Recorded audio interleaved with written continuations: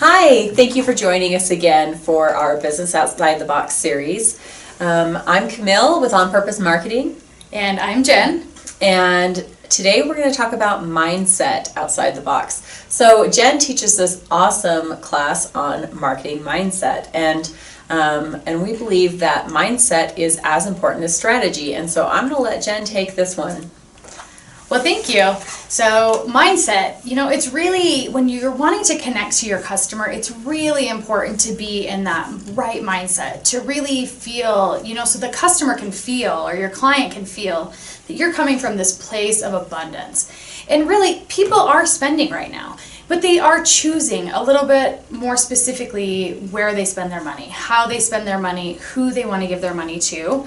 And so when you can connect to them with a mindset of serving each other and simplifying or sharing your gifts, operating from a place of win-win, and creating opportunities for both parties, providing value. Really, it's an exchange of value and an exchange of resources. Anytime someone purchases from you, you are exchanging most likely monetary resources for the product or service they provide. And, approaching that really authentically and with clarity in your offer and exactly what your ask is, what they're going to get in exchange for that monetary value, and just operating from a place of, just really not in a fear-based or a deficit. So people can feel that, they can understand that.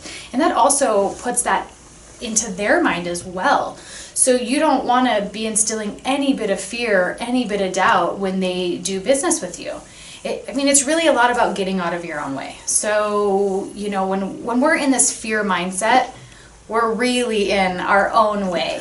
And that doesn't create the results in the connection and the transaction that you really want when it comes to that.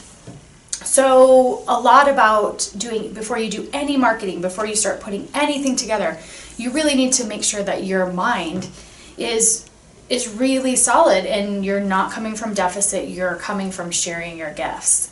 And then also, do it with grace. Pass yourself some grace. You don't need to be perfect. Nobody's perfect. No one expects perfection. And right now, everyone's just doing the best they can with what they got. And there's a lot of things that we feel like we don't have right now in today's society. So pass yourself and your customers as much grace as possible. And the last thing I want to add to your mindset is take the risk, take the challenges, try things. And if you fail, it's not a failure if you learned a lesson. So fail better. I could list 100 ways I failed as a business owner, 100 ways I failed as a friend, as a family member, of all these things, but I learned a ton of lessons. I go back and try it again, I jump back up, and I just do it with authenticity. So that's my take on mindset. But really, before you can get into that mindset, you need to set yourself up for success. So I'm going to share what I do to set myself up for success. I'm not sure that it'll look exactly like success does for you, but for me, it's really important, my habits. Habits and routines are super important right now. I'm still getting up at the same time. I'm still doing my makeup. I'm still getting dressed for the job, and I'm still making all those appointments and things I need to feel as normal as possible, which really just flows right into time management. We've got kids running around, you've got all kinds of distractions, people are really addicted to the news and the media and things like that, but managing your time is really, really important, and choosing what you're spending your time on. That is your resource. You get to choose where you spend your time. So make sure you're choosing to spend your time wisely and in ways that are going to benefit you. As well, I just could not survive without my life team and my company team and all the people around me. So those sort of people, they need to know what your goals are, how they can support you. People want to help people, but they need to know the expectation. And so make sure that that's really clear with your life team, your company team, whatever sort of cooperatives you're in. Next is, another thing for setting yourself up for success is just eliminate the shame, guilt, judgment.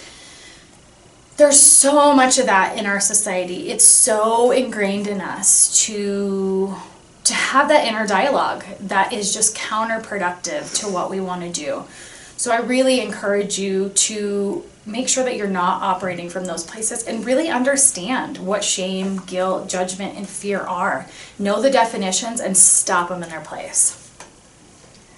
The other thing that is super important for, personally for my success is my blind spots. I need to make sure that I'm really aware of the stories I'm telling myself or the things that I'm just not seeing, and asking the people around me to point those out for me, because we are not one-man shows, one-woman shows. We require such a team and so many people around us to make what happens. From not only, the ideas and the support, in the purchasing and the keeping the money flowing, but there's just so many different perspectives that really can be valuable to you. And if you can just look at those as your blind spots and ask people that you trust and who love you to call those blind spots out, you're just going to be that much more successful, because you really just can't think what someone else is going to, and you can't notice what someone else is going to, because you're seeing it from your perspective, and there's millions of perspectives and millions of perspectives that your customers have.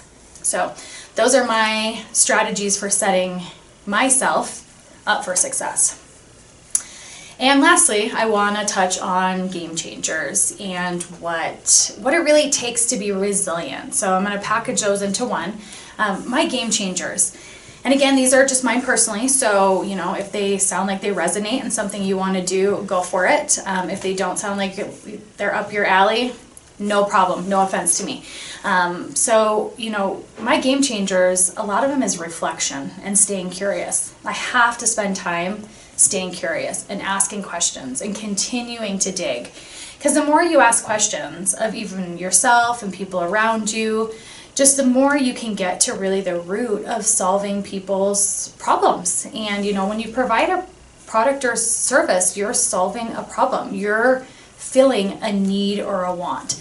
And so staying curious and reflecting on things is super important. I do it every single day. Another thing is mentors. Oh, I have so many mentors and coaches. And some of them I know, some of them I go into their office, some of them I call on the phone, some I email, and so many I follow on social media, and I swear that they are my best friend and they have no clue I exist. But when I see them in an airport one day, I'm gonna run up and be the craziest fan ever, because they've changed my life with their tips and tricks and tools, and just that they just help me stay curious. They help me recognize my blind spots. They give me ideas that I do not come up with at home alone. I'm a verbal processor. I do not go home and solve world problems alone. I have to have dialogue. I have to have ideas and things flowing. And even though my dialogue is with some random person on a podcast who doesn't know I'm talking back or taking notes, it works for me. And lastly, super important is self-care. I mean, we hear it all the time. Put on your own mask first. And you really have to. So right now, for me to maintain my resiliency and my self-care, I know that there's a lot of things that are really important. From my sleep, to my water intake, to my exercise routines, to the type of food I'm putting into my body, to getting massage, to doing yoga, to maintaining meditation routines, and to make sure the people around me know that that's important to me and I need more of them right now than less. And recognizing some of those habits, those coping mechanisms I have that aren't the most positive coping mechanisms, and not letting them get away. So still indulging and comforting yourself, but not at the point that it may become, a bigger problem. So to wrap up, really believe that, mindset is just as important as strategy, and that it comes before strategy. And before that is setting yourself up for success. And then in the middle of all of it is just working on your game changers and staying resilient. Thank you so much for joining us today. Just a reminder, we'll be back next week on Tuesday with another video. And we have our Zoom call on Thursday where you can ask live Q&A questions about this topic and how it relates to your business. And so we'd love to have you join us. Just follow the link. You can contact us at info@onpurposemarketing.co, that's .co, or you can get more information from the Cedar City Chamber of Commerce at info@cedarcitychamber.org.